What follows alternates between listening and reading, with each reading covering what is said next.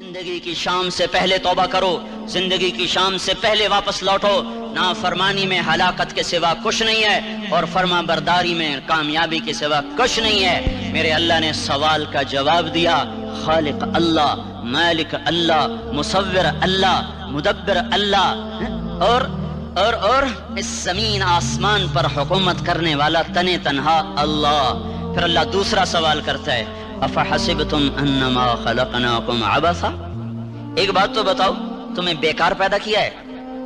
دوسرا سوال، ایحسب الانسان ان یترک سدی، ایک بات تو بتاؤ، موت کے بعد تمہیں کوئی نہیں پوچھے گا، مر کے مٹی ہو جاؤ گے؟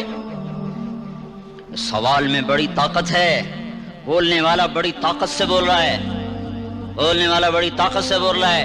جیسے ہم اپنی مکھی کو مسل کر کہتے ہیں نا، کیا حقیر مکھی، اللہ کے لہجے میں ایک طاقت ہے یہاں۔ افحسبتم انما خلقناکم عبثا، اسلام آباد میں بیکار پیدا ہوئے ہو؟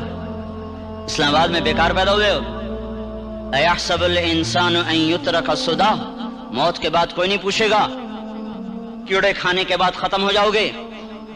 ما خلقنا السماوات والارض وما بینہما لاعبین، کیا سمجھتے ہو میں نے زمین آسمان صرف کھیل کود کے لیے پیدا کیا ہے؟